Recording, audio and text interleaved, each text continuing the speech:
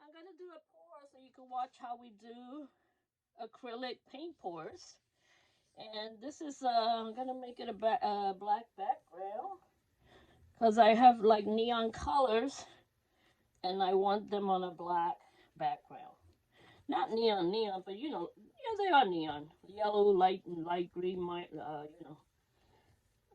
green, those kind of colors, orange. So I do want it to be on a black background.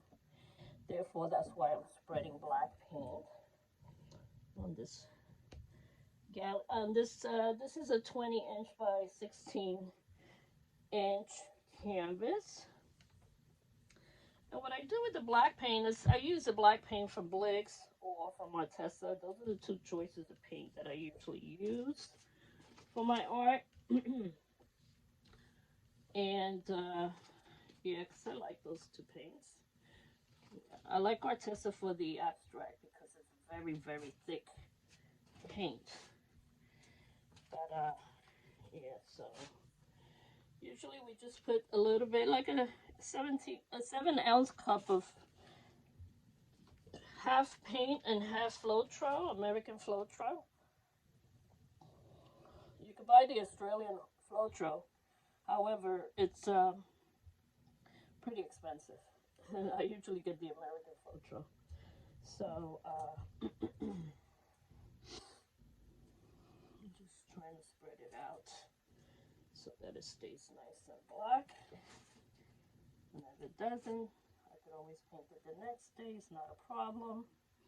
You could always go over your paint, especially the out portion, the negative space that you have left over. I hope you are all doing fine.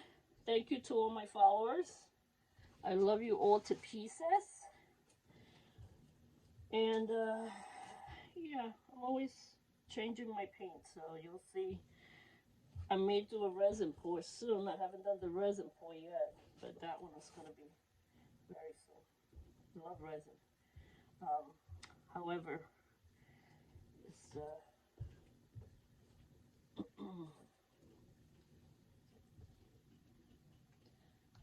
it's really good. It dries within 24 hours. That's the good thing about the resin. The acrylics, you know, you gotta wait a week, 3 weeks, and you put the varnish on it. Okay, so all right, so I put that there, and then I torch it with the blowtorch. Always be careful with these guns, these blowtorch. They could burn down, you know, your room or whatever if you leave it unprotected and it's still hot. You know, just be very careful with them. Put them in a safe place once you're done with it. It's precaution all the time, especially when you do this type of painting and when you do the resin pour painting. So that's the black background. I put that paint there, finished with it. I don't need it. And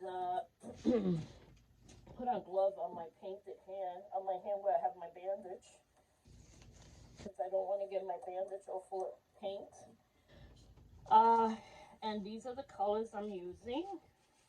I actually prepped them last night, the colors. Very pretty bright colors. You'll see as I pour them into the paint. This over a little bit. My husband painted down here today a little bit. The wall. It's all ugly and dirty. Okay, this is a nice blue. It's like a baby blue. It looks like a teal, like a very teal blue, kind of more like a teal to me, but it's a baby blue. And this pour that I'm doing is going to be part of the challenge with Artist Haven. That's Tish on Facebook. You could look for the group and you could join them. They're very good. and they help you grow your channel and all that. So it's very, very nice group. Artist Haven, Tish and Mike. It's a very nice couple that work together to try to help you. So I'm going to pull the colors all together. These colors are just regular paints, you know, for Blicks. This is a neon orange. See, I'm going to put all the names in the description below so you know what colors I've used. Get something out of here. See a little lumpy here. Could be the Floetrol. Yeah, took it out. All right, and this one, that's the one I was telling you looked like teal. It's supposed to be a light blue. Is the next color in the challenge that we're doing. Yellow. That's primary yellow. This yellow is from Blicks. In case you wanted to know. This is a neon green or lime green. It's very pretty. Pretty green. I like it. And this is red, but it looks pink. It's a primary red from Blicks. I don't know what's up there. This looks like a pink to me. So I want the colors to all mix together, so I'm going to drip it all the way from high up. So that way it drips right through. Yeah, so it drip right through the paint itself and all mix up before I put it down on the canvas. So as I said, the paint, I use 1 part paint, which is like a spoon of paint, and then to 2 part Floetrol, 2 spoons of the Floetrol, and then you put GAT 800, just a little tiny drop, maybe 2 or 3 drops. That's like a nice varnish to it. I also put silicone. I put about 4 drops all together. Yeah, so see how the colors mix. Yeah, make sure they mix a little bit here. I don't want them to mix too much, but they're gonna mix anyway, because once I put it down and drag it out, it's gonna mix. So here we go. I'll take one of these. You can take this. And look at the colors all together. You put this on top, turn it, and you flip it right onto your painting, and there you go. And there goes your beautiful colors going right into that black. Yeah, you could do it again. You know, if you missed out some areas, you could always go over it again.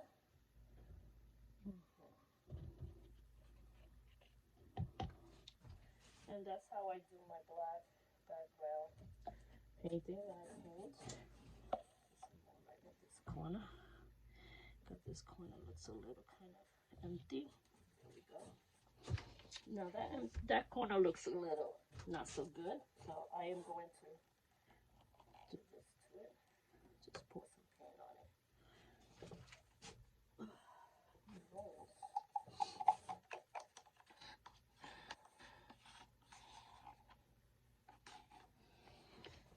So for those that are learning acrylic paint pour, just make sure your paint consistency is really ready.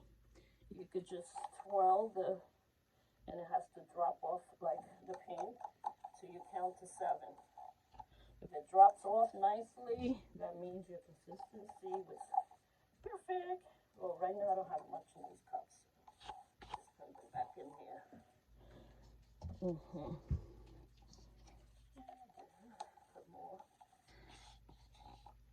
I know you're probably wondering, what is she doing to that corner? You watch. I'm the palette girl. I use the palette a lot when I paint. So let's do this. There you go. Just to get that area in sync with the rest of the painting.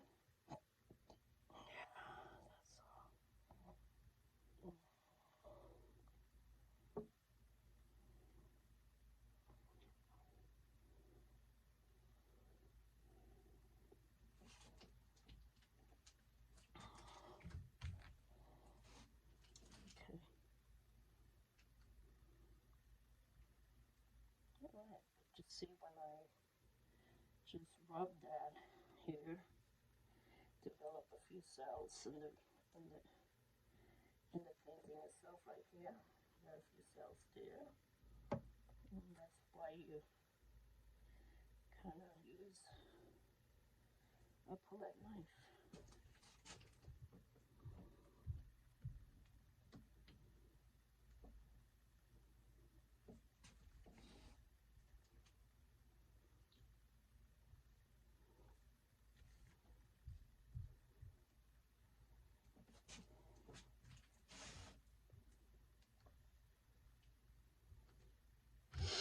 Right, so let's see.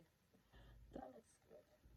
You know, I don't want to mix too much colors here. This pink needs to be a little darker here. Let's move that. I mean, you could take and just go, you know, across, but I don't want to do that. I don't want to play too much with the paint. I want to just leave it alone now. There's little pink dots here. That's from when I was doing the palette knife. Sometimes you drag the paint. So that's it. That painting is done. Now I put these cups all upside down. They drip down. And I can reuse them too. I can wash them and reuse them. That's not a problem. So you can leave it like this. Let all the paint come out of these cups in case you need more paint. Let me wash this. Wash all this. Put my black back. And I'm done, guys. Wasn't that fast? I'm going to give you a close-up. But first I want to give it one more torch. And I'll give you a nice close-up of this painting. So you can see.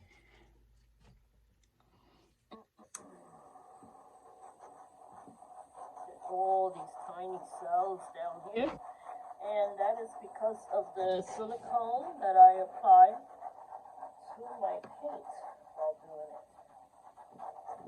Okay? When you apply silicone to your paint, it will definitely give you those nice cells. Yeah, let's get some black in here. Cover this canvas here. Yeah. There. All right, let me give you a close-up, guys. That's it for this one. See how fast it is to do the paint? Well, anyway, one of our paints. See if it pours. Thing is to see how it dries. So we'll see how it dries by tomorrow. Love you.